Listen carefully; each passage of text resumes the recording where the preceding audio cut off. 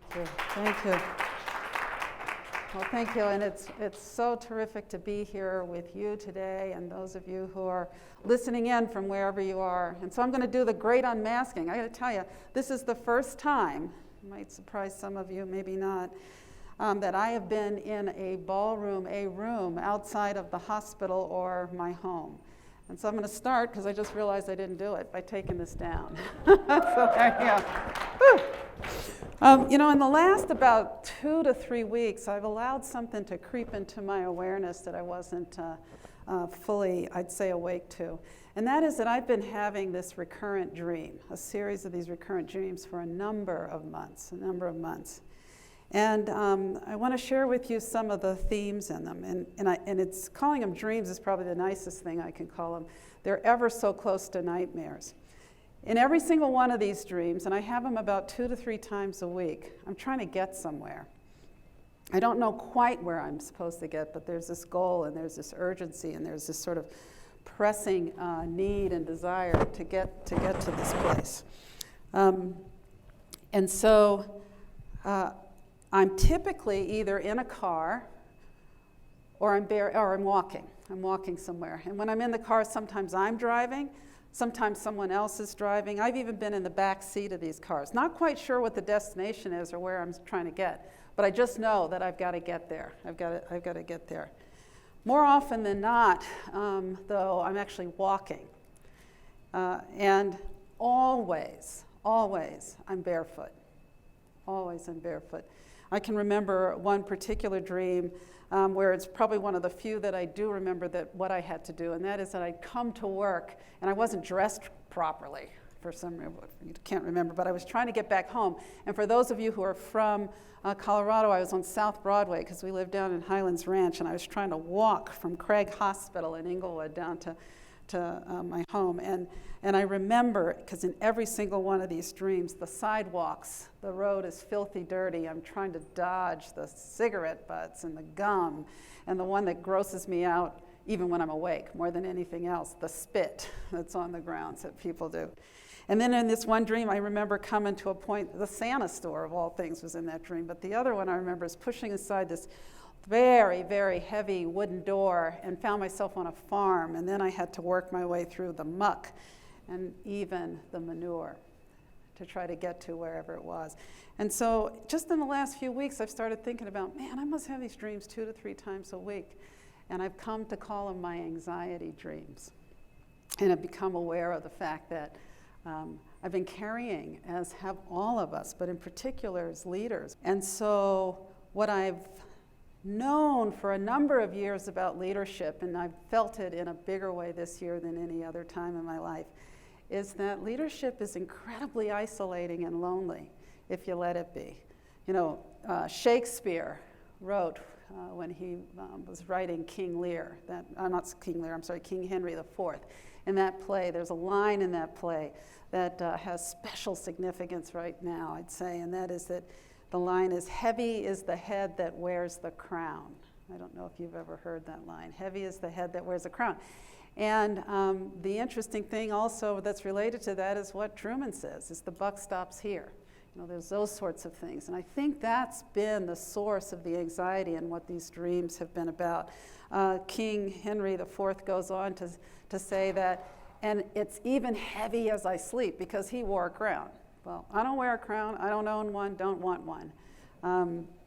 But what I do know, as I think about this notion of leadership and how lonely it can be, is that it's only that way, and this is something that we all must remember, it's only that way if you are really thinking through or thinking about leadership through the lens of I, and that I and I alone, which is not how I've ever been wired, ever rolled.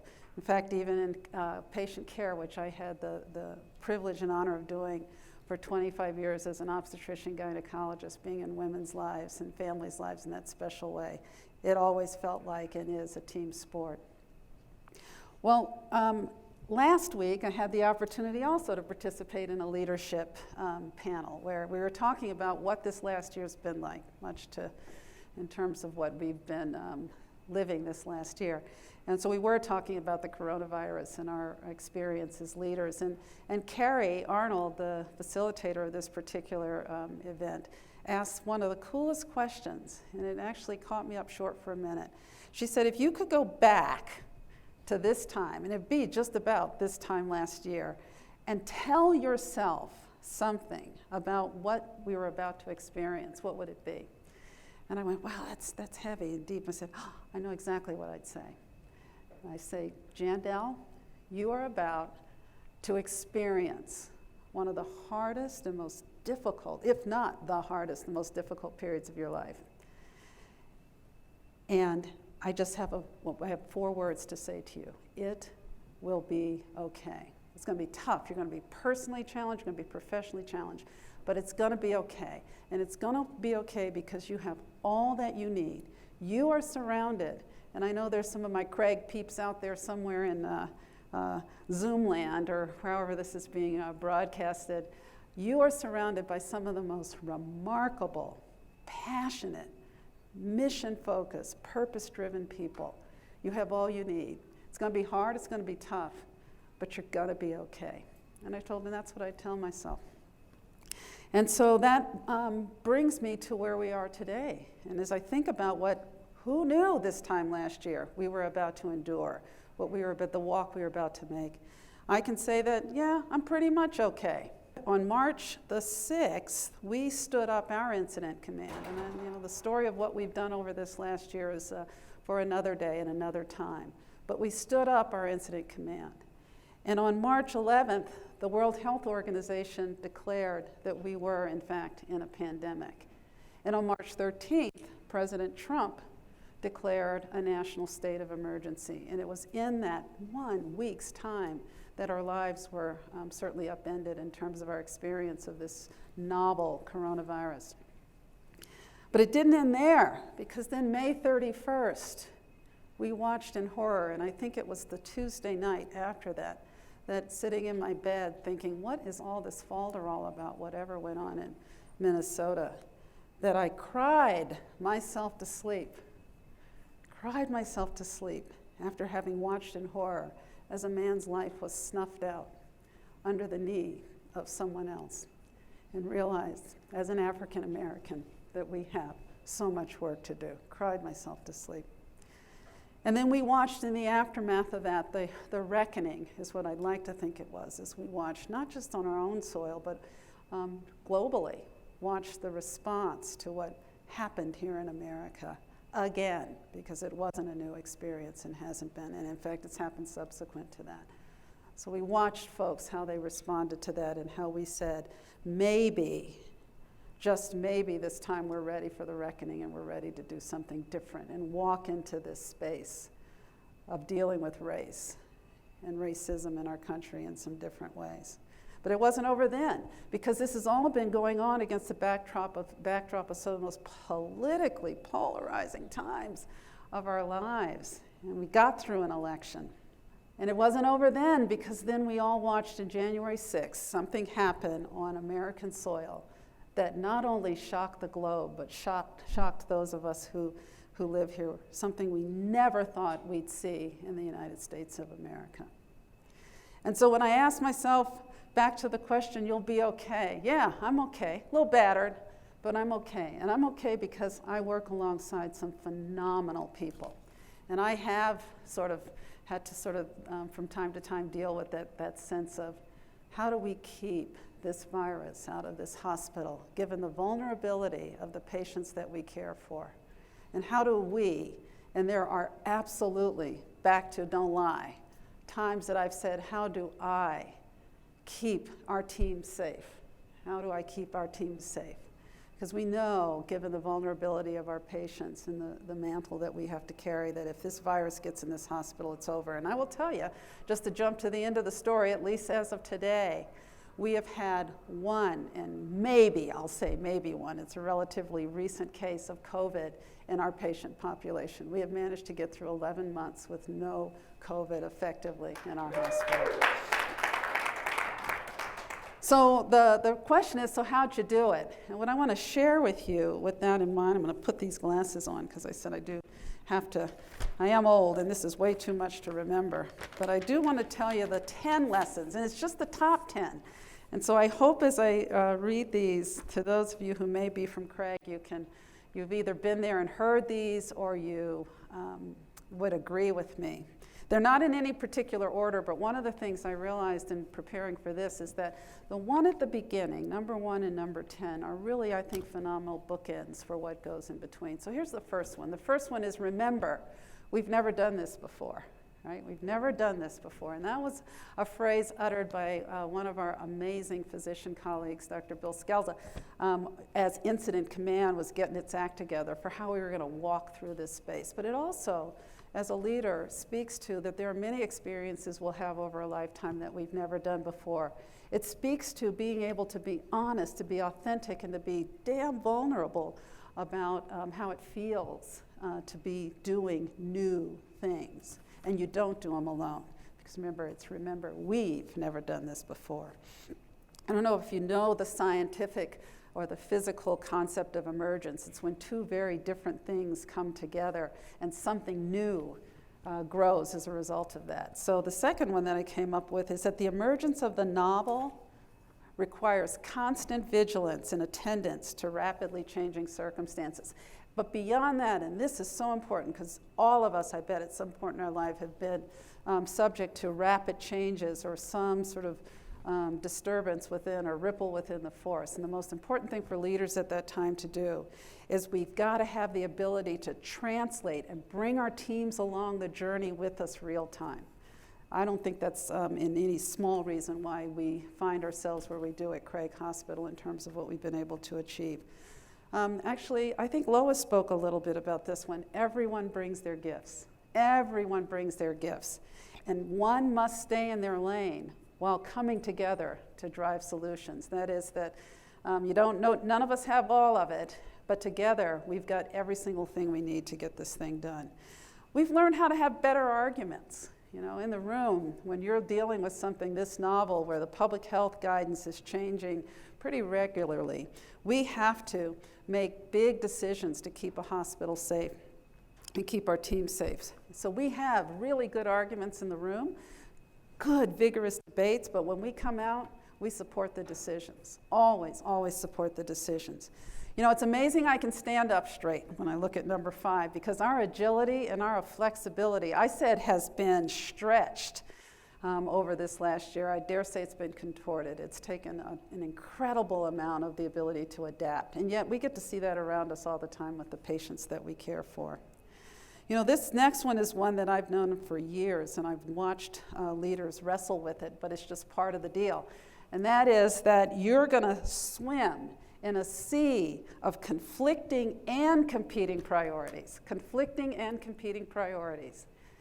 And we certainly have had those. We have this very special way that we care for patients within Craig, and it shows in terms of what and who they are, how transformed and ready to do and live the rest of their lives they are when they walk out of the room. And we've had to both stretch, be agile, but we've also had to think about how do we take, which was my number 7, science, which is important, and also consider all the other things. So science is important, but so are a whole bunch of other things. And certainly that's been the push-pull of coronavirus and economics.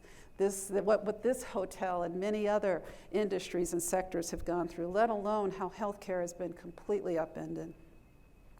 You know, one of the things early in all this, I remember taking a walk one morning, probably at the end of the first week, and thinking, gosh, how are we going to do work from home? And we got to think about who's going to go home and all these things. And I got myself pretty tied in knots. And I went, gosh, when you got decisions like this to make, you know what you have to do. Decisions are greatly aided by an articulation of your values. And there have been 5 that have driven us through this time. The first one being safety, fairness, equity, trust, and sustainability. And we take those values and they look differently depending on the decisions we are working on, but those are the 5. And this next one is one I've known since the late 80s when I was on the Indian reservation. I was on the Navajo for 4 years, and I used to go to this tiny field clinic that was a little two-seater plane would fly in behind the hospital, get in the plane, and off we'd go to this hospital. And you can imagine the turbulence in something that small. And I learned this one as a result of that. Because there were times I'd say, oh God, if you just get me off this thing safely, I'll never say another curse word again. Well, that sure went out the window. But here's what I learned. So long as the pilot isn't panicking, I won't either. And so it is absolutely critical in times where there's either emotionally charged situations or certainly what we're going through now, that you got to stay calm. You know, go home and have your barefoot dreams where you have half your clothes on or whatever may be going on. But when you're here, be calm and don't panic. That doesn't mean, though, that you don't tell the truth, that you don't say when you're afraid, when you don't say the I don't know statement. But don't panic, because it really sets everybody else off. They lose their confidence, they lose confidence in you, and you've lost the battle. And then the last one, remember I said the first was, remember we've done it before. The last one that I realized in all of this is that you have to tend to the hearts of your team and tend to the heart of yourself. That's got to be top of mind. And that's been, as I've thought about, and the team knows this, the big thing that I can bring to this as the leader, as the servant leader, I hope, is a real focus on making sure that I'm paying and heeding the social and emotional well-being of myself and the folks that I serve. So it's been a crazy, crazy year, and yet here we find ourselves here. One of the things I do, and I'll do this in closing, is I write a little reflection every month, almost every month. I've done this pretty much since I got to Craig. And I missed last April because we were a tad busy. But one of our employees said, Jandel, we need to hear from you. You need to write we need to hear your reflection for the month. And they're never about the finances. It's whatever's on my mind at the time. So I'm going to read a tiny passage from the one I wrote that month, which was called What a Day. And it was all about what we'd been through this last month. And so here it goes. And thinking about what life's journey has thrown in our path as healthcare providers and healers, I began to think about war and what is required of our military in wartime, no matter the rank. For many years, I've wondered how our servicemen and women do their jobs with such equanimity, knowing that part of the work literally requires that they place their very existence in harm's way. And I've come up with a few answers. And this is what I went on to write. They serve from a place of purpose, and they're clear about their role in supporting the mission. They know that they're not alone and feel an incredible allegiance to their teammates. They have leaders who are expert at keeping them focused, inspired, supported, and loved. They know when to give their team members a break because it's just too much. Their leaders truly understand what followers need, and in the Air Force, they literally teach followership. And they teach it to every member, regardless of rank, because at any given time, we're all followers. I ended that particular part of the reflection that month by saying, I believe that we're checking off each and every one of these boxes in service to our mission and purpose. And then this was the hard one, because there are those moments in leadership where you've got to stand in a truth and you've got to deliver a message that feels like somebody just hit you upside the head with a brick. And I remember my hands sort of even pausing over the keys as I typed this. But I said, Craig family, this is our war. This is our tsunami. This is our flood. This is our hurricane. This is our forest fire. This time, we are the front lines of this threat, and we'll take up the mantle and do our work, just as every person in the military does to protect us, whether they do so on the battlefields or in supporting roles. I know that some of you are anxious and scared. I know that you're worried about contracting this illness and spreading it to others, including our patients. I know that you're balancing a host of competing and conflicting priorities and interests.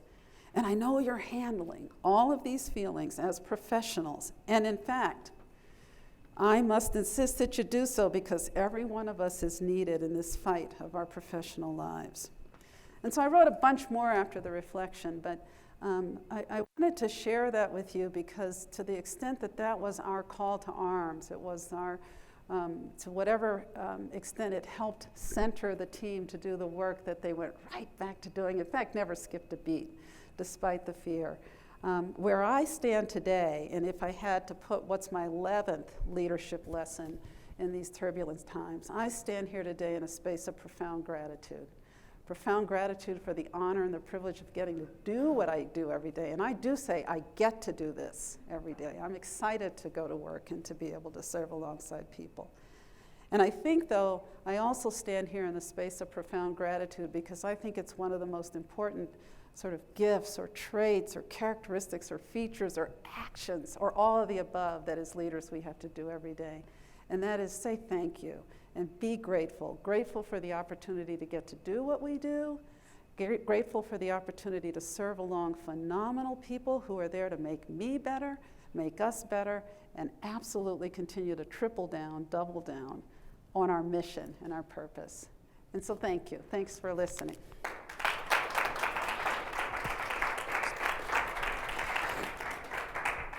So when I opened this morning, I forgot a lot of things. Trust me, I forgot a lot. But what you just said there at the end, as leaders, we get to do this. You emphasized what an honor and a privilege it is to lead.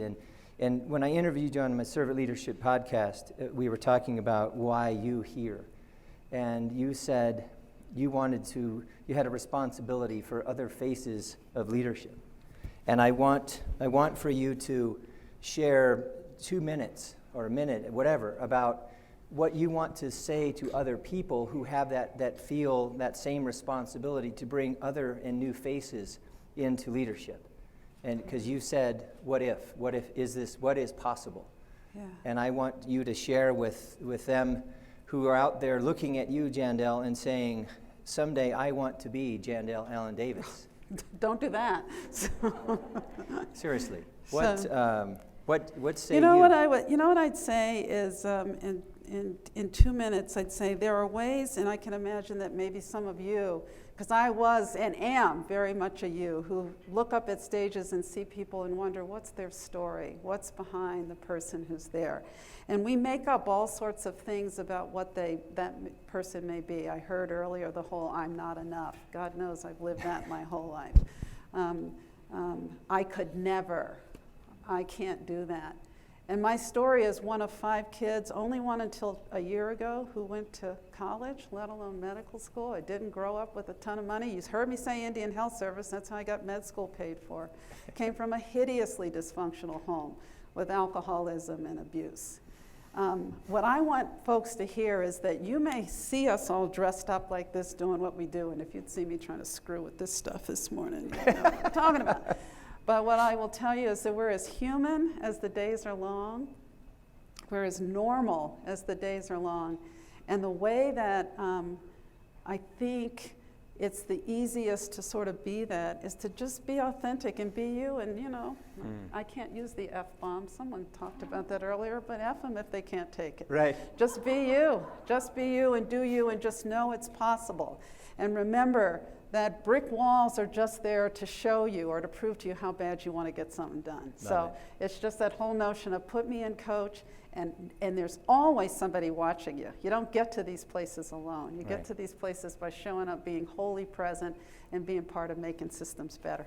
Well, I'll just say again, you are one hell of an example of leadership, servant leadership, and everyone at Craig and all the patients that come in and out of Craig are better today because of you, Jandel. Thank you very much. Thank you. Thank you. All right.